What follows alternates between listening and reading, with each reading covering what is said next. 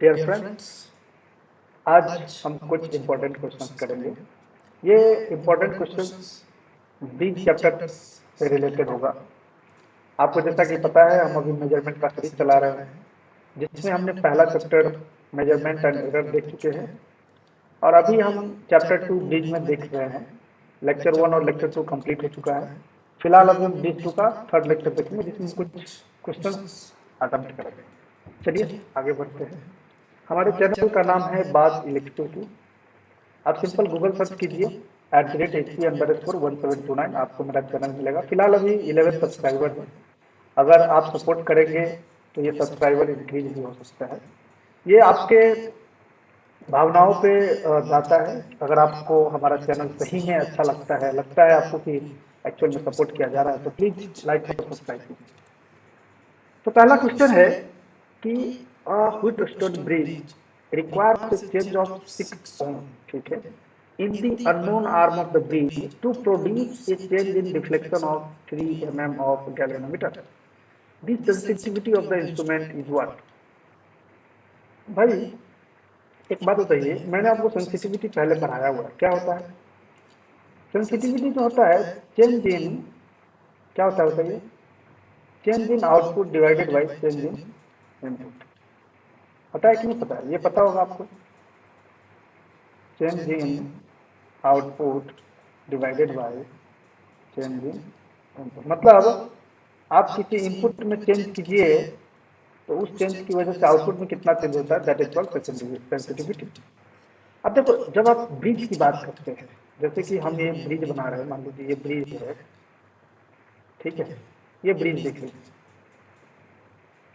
ये bridge late से यहाँ पे कुछ है, यहाँ पे कुछ है, यहाँ पे कुछ है, और यहाँ पे कुछ है, यहाँ पे गैल्वेनोमीटर जी। होता क्या है, जैसे जैसे आप एक एक्साइटेशन दिए और इसमें ना एक अननोन रेजिस्टेंस होता है, जिसमें हम एरो से दिखाते हैं।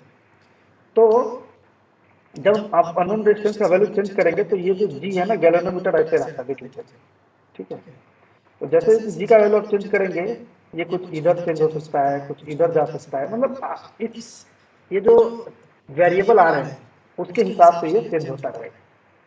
तो मतलब हम आर एक इनपुट हुआ, ये इनपुट है, चेंज इन इनपुट क्या हो जाएगा, आर में चेंज, और change in input, change in output, इस गैल्वेनोमीटर के रीडिंग में जो चेंजेज आ रहा है, मतलब जो एंगल में चेंजेज आ रहा है, दैट इज आउटपुट। तो आउटपुट में चेंजेस कितना बोल रहा है, change in deflection of 3 mm, यानी 3 mm का डिफ्लेक्शन हुआ। तो 3 mm का जो चेंजेज है, that is what, that is output. और रेजिस्टेंस में कितना का चेंज किया, 6 ओम का, तो डिवाइडेड बाई 6 ओम, तो ये कितना हो जाएगा, 0.5 mm पर ओम। ये आपका सेंसिटिविटी होगा। एक तरह से आप देखिए तो ये सेंसिटिविटी का जो गैल्वेनोमीटर में जो चेंजेस हुआ, इसका मतलब ये हुआ कि अगर आप 1 यूनिट ओम चेंज करेंगे तो आपको जो गैल्वेनोमीटर में जो चेंजेस होगा वो 0.5 ओम का चेंजेस आएगा। ये आपको ध्यान रखना है, ठीक है। यही होता है सेंसिटिविटी। और मैंने आपको बताया था कि जो ये जो नल डिटेक्टर जी है, गैल्वेनोमीटर, इसको नल डिटेक्टर बोलते हैं, ये जो होता है एक्चुअली इसी का सेंसिटिविटी, ये काफी हाई सेंसिटिव इंस्ट्रूमेंट होता है, पता है ना, ये मैंने आपको बताया था, और ये क्वेश्चन भी पूछा जाता है। This is very very high sensitive instrument, ठीक है। नेक्स्ट है कि Wheatstone bridge has got 3 resistance taken in clockwise direction. Clockwise का मतलब क्या हो गया, ऐसे घड़ी के विपरीत डायरेक्शन में ये हो गया एंटी क्लॉकवाइज, और घड़ी के डायरेक्शन में हो गया क्लॉकवाइज। तो देखो इसको देखना जरा, यहाँ पे एक्साइटेशन हमने दिया है और यहाँ पे गैल्वेनोमीटर लग रहा है। अब क्या बोल रहा है, देखना जरा ध्यान से, कि आप मान लो यहाँ से स्टार्ट करो, तो ये हो गया 120, तो क्लॉकवाइज में घूमो, तो ये वैल्यू जो है ना क्लॉकवाइज में दिया हुआ है। क्लॉकवाइज बोले तो 120 से स्टार्ट करो और क्लॉकवाइज होते हुए आप वैल्यू को पुट करते जाओ। तो 120 यहाँ पे हो गया, उसके बाद 150 तो 150 यहाँ पे आ गया, क्लॉकवाइज जाएंगे तो ये आएगा, उसके बाद ये 150 हो जाएगा।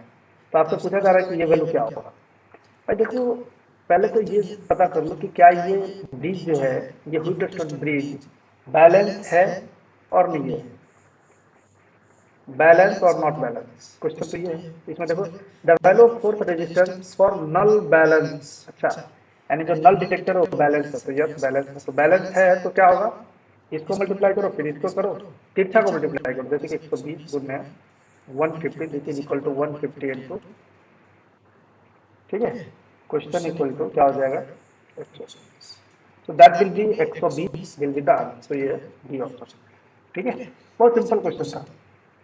अब कह रहा है कि when a Wheatstone bridge is balanced the galvanometer reads, भाई बैलेंस रहेगा तो मैंने आपको बताया ना कि अगर ये बैलेंस रहेगा, मैंने आपको बहुत सारे लेक्चर में बताया कि ये जीरो पे रहेगा, जीरो डिटेक्ट करेगा, ये 1 2 उधर जाएगा नहीं, अगर बैलेंस है तो ये जीरो पे रहेगा।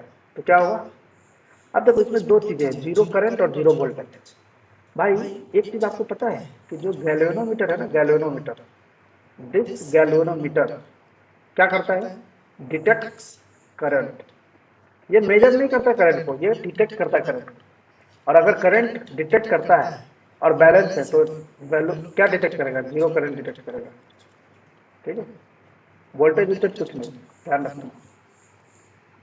अब कह रहा है कि resistance in the element D D of the given figure is what, okay. देखो ये तो आपको पता चल गया कि भाई ये एक व्हीटस्टोन ब्रिज है, ठीक है, क्यों, क्योंकि पहला जो ये जो एंड है, इस एंड पे एक्साइटेशन है, देखो एक्साइटेशन है, और जो रिमेनिंग एंड है उस पर नल डिटेक्टर दिया हुआ है, यानी गैल्वेनोमीटर। अब डी का वैल्यू पता बताना है क्या होगा, भाई देखो यहाँ पे कुछ बोला नहीं कि ब्रिज बैलेंस है और नहीं है, कुछ नहीं है, आपको सिंपल बैलेंस मान लेना है, ठीक है। अब डी का वैल्यू आप निकाल लोगे, ये चीजें मैं नहीं निकालने वाला, आप निकाल करके मेरे को आंसर कमेंट बॉक्स में देना कि क्वेश्चन नंबर 4 आंसर क्या हुआ, ए बी सी डी में से जो होगा वो बता देना, ठीक है। अब है in the given circuit below variable arm of the bridge is, variable arm कौन है बताओ। देखो भाई जहाँ पे मैंने आपको बताया था कि ये अगर रेजिस्टेंस है और इसके ऊपर अगर एरो दे दिया, that is called variable resistance, ठीक है। देखो ये सिंपल क्वेश्चन भी आपको एग्जाम में पूछा जाता है, और ये तभी आप बता पाओगे जब आप अच्छे से पढ़े रहोगे। तो ऑप्शन, ठीक है। अब कह रहा है कि the unit of sensitivity of a Wheatstone bridge is, क्या होगा बताओ, व्हीटस्टोन ब्रिज का सेंसिटिविटी क्या होगा। देखो अभी हम कुछ देर पहले देख रहे थे तो वहां पे हमारा जो आंसर आया था mm पर ओम आया था, ये आपने देखा था, ये आपने देखा होगा सेंसिटिविटी, ठीक है। लेकिन unit of sensitivity of Wheatstone bridge की अगर हम बात करें तो मैंने आपको बताया था कि आप वेरिएबल रेजिस्टेंस कहता है, वो इनपुट होता है, तो रेजिस्टेंस को चेंज करो तो आपको गैल्वेनोमीटर के जो पॉइंटर्स है वो आपको वेरी करेंगे, कभी इधर जाएंगे कभी इधर जाएंगे। तो ये जो चेंजेस है दैट इज थीटा, इसको बोलते हैं। अब थीटा को कभी कभी हम लोग एम में मेजर करते हैं, कभी कभी रेडियन में मेजर करते हैं, कभी डिग्री में मेजर करते हैं, तो डिफरेंट डिफरेंट वैल्यू होगा। तो एक चीज तो पक्का है कि यहाँ पे अगर डिग्री है, रेडियन है तो ये हो सकता है, बट ये तो नहीं होगा। अब सेंसिटिविटी क्या होता है, delta change in output divided by change in x, तो चेंज इन आउटपुट तो थीटा होता है, ये तो पक्का है। अब एक्स क्या होगा, देखो भाई एक्स जो है, ध्यान रखना यहाँ पे हम लोग डेल्टा आई लेते हैं, ठीक है। ये एक्चुअली करंट सेंसिटिविटी इसको बोलते हैं, करंट सेंसिटिविटी, ठीक है, इसको बोलते हैं करंट सेंसिटिविटी। अब एक होता है theta divided by delta we, इसको हम लोग बोलते हैं voltage sensitivity, since voltage sensitivity. यहाँ पे कुछ नहीं बोला है, आप सिंपल करंट सेंसिटिविटी मानोगे और आप आंसर जो बी लगा दोगे, ठीक है। अब कहता है bridge circuit work on the principle of what, भाई ब्रिज में आपने देखा होगा किस प्रिंसिपल पे काम करता है। आप ब्रिज को बैलेंस कब मानते हो, ब्रिज को बैलेंस तभी मानते हो जब गैल्वेनोमीटर नल शो करता है ना।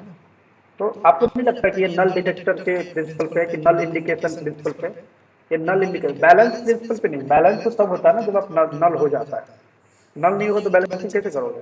तो null indication to principle pay expression depicts the sensitivity of a Wheatstone bridge, simple है, D is deflection, I is current. अभी प्रीवियस क्वेश्चन में आपने देखा था कि क्या होता है, डी बटा में डिफ्लेक्शन अपॉन आर। जिसको हम लोग सिंपल बट्टा में माइक्रो एम्पियर भी बोल सकते हैं। ठीक है, तो ऑप्शन बिल ये आपको पता है। देखो ये क्वेश्चन मैं नहीं करने वाला हूँ, ये आपका एक डब्ल्यू है, आप करके लाना।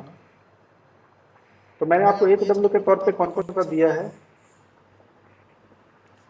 हाँ, एक ये भी आपका एक डब्ल्यू है।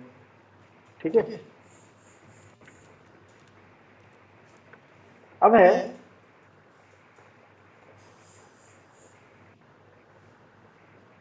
अब देखो equation number 11 in a balance Wheatstone bridge if the positions of galvanometer and source are interchange what will happen. सोचो, जरा ध्यान से देखना भाई।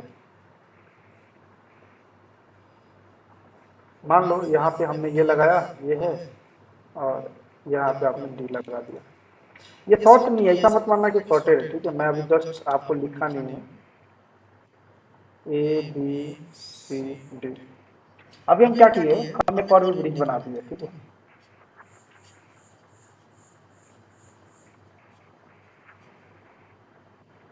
अब मैं क्या करता हूँ,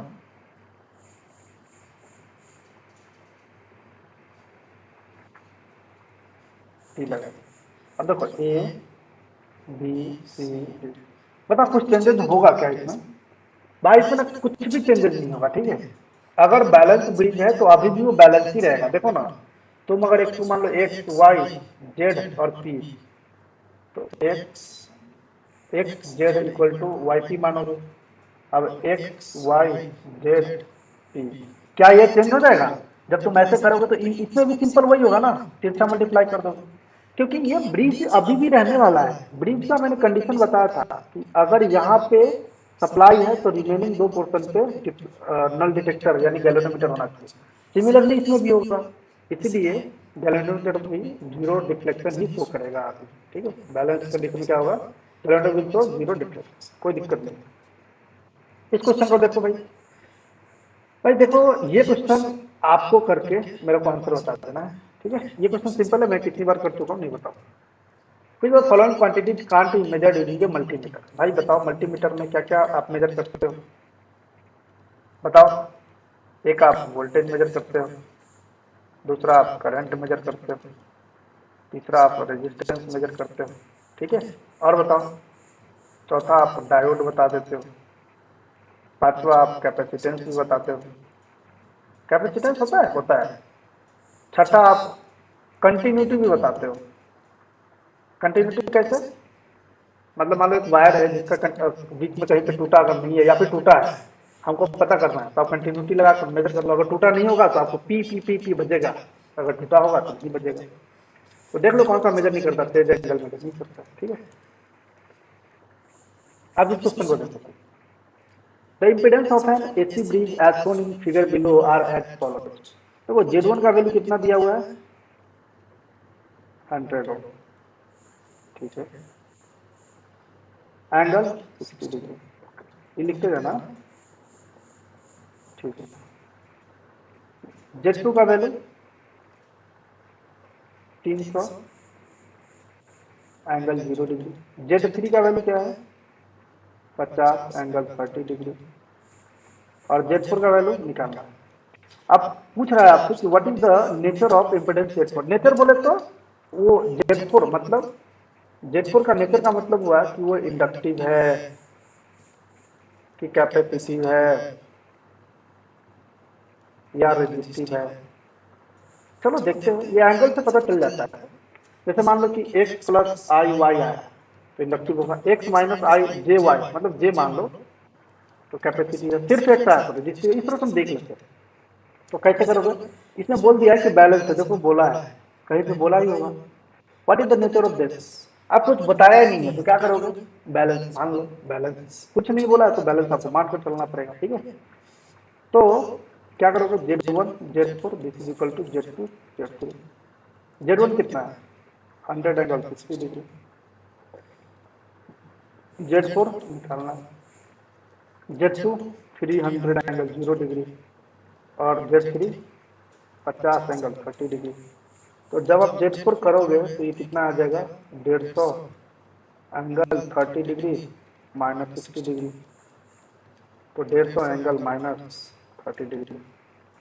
देखो इसका मतलब क्या है, इसका मतलब है मॉड एंगल माइनस थीटा, इसका मतलब mod Z angle theta plus theta, यहाँ पे माइनस थीटा आया, इसका मतलब क्या है, कैपेसिटी। और कैपेसिटी बोले तो आरसी सर्किट। ठीक है, देख लो, कैपेसिटी बोले तो आरसी सर्किट, आरसी कौन सा सर्किट, सीरीज और कैप, सीरीज आरसी सर्किट भाई, सिंपल सीरीज आरसी सर्किट। अब सीरीज सिर्फ क्या, ये सिर्फ सीरीज आरसी सर्किट ही हो सकता है, तो देख लो। देखो अगर तुम इसको देखना जरा, ऐसे लिखो तो आर प्लस जे एक्स हो जाएगा। अगर तुम इसको ऐसे लिखो तो ये क्या हो जाएगा, देखो इसको जब तुम ऐसे करोगे, इसका करोगे कैसे, R into J X divided by R plus J, इक्विवेलेंट ऐसे निकालोगे ना।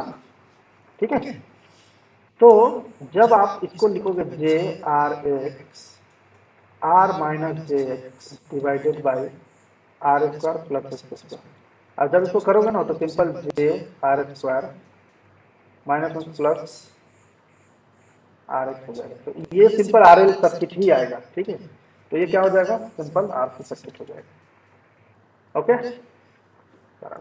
ना तो R L parallel series circuit और नहीं आर एल पैरेलल।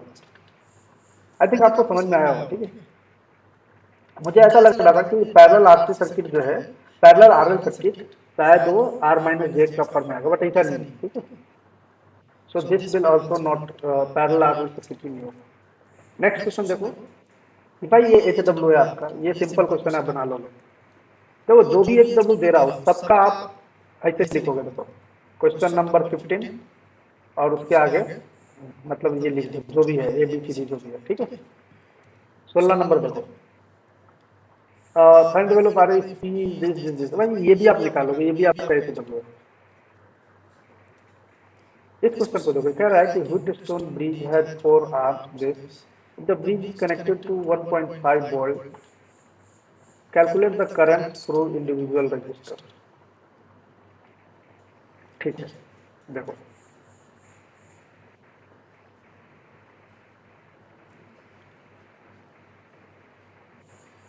हमने इसको यहाँ पे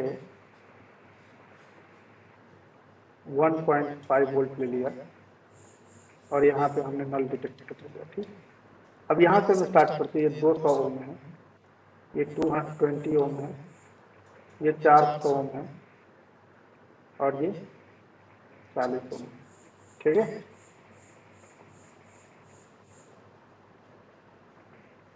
ठीक है, मतलब ये दो सेट, फिर ये और फिर ये दिया हुआ, हम इस बैलेंस डिस्क को लिखते हैं।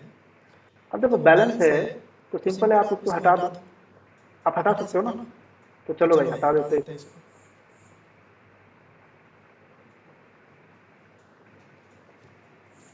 हम इसको क्या करते हैं, हटा देते हैं, तो हटा दो इसको। जब इसको हटा दोगे आप तो देखो ये एक सीरीज सर्किट, ये एक सीरीज सर्किट, तो बताओ इधर से जो करंट जाएगा वही करंट से इधर से जाएगा, तो इसको अगर I1 मान लो तो I1 का वैल्यू क्या हो जाएगा 1.5, इसके अक्रॉस जो वोल्टेज होगा 1.5 वोल्ट होगा और डिवाइडेड बाई कितना हो जाएगा 220 ओम, तो इतना एम्पियर हो जाएगा, आप निकाल के देख लेना। और इधर से जो करंट जाएगा वही करंट इधर से जाएगा, तो ये I2 हो जाएगा। I2 कितना हो जाएगा बताओ 1.5 बाई 440, तो इस तरह से आप कैलकुलेट करके निकाल सकते हो। अब कह रहा है कि what is the principle of Wheatstone bridge, भाई लिखा हुआ है देखो, व्हिटस्टोन ब्रिज एक बैलेंस ब्रिज मतलब नल डिटेक्टर के प्रिंसिपल पे काम करता है, नल डिफ्लेक्शन के प्रिंसिपल पे काम करता है। अगर नल डिटेक्टर मैंने गैल्वेनोमीटर अगर नल शो करता है, जीरो शो करता है, इट ब्रिज जो है बैलेंस होगा। ठीक है, अगर ब्रिज बैलेंस नहीं है तो आप थेवेनिन इक्विवेलेंट यूज करें। ओके, वही चीज में लिखा हुआ है। इस क्वेश्चन को पढ़ो, which among the following ratios define the sensitivity of galvanometer। भाई मैंने आपको सेंसिटिविटी के बारे में थोड़ा भी बताया, डी अपॉन, बताओ क्या होता था,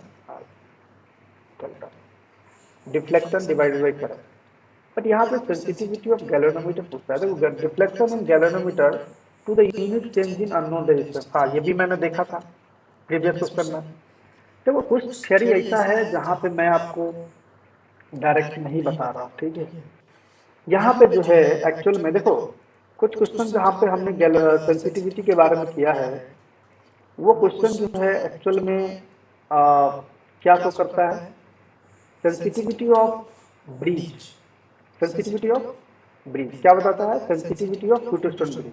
तो वो आता है क्या, थीटा डिवाइडेड बाई डेल्टा आई। लेकिन जब हम सेंसिटिविटी ऑफ बात करते हैं गैल्वेनोमीटर की, तो गैल्वेनोमीटर की जो सेंसिटिविटी होता है दैट इज जैसे सेंसिटिविटी ऑफ ब्रीज, ठीक है, ब्रीज ब्रीज का sensitive, but sensitivity of galvanometer मान लो तो ये क्या हो जाएगा, D upon delta. This is for bridge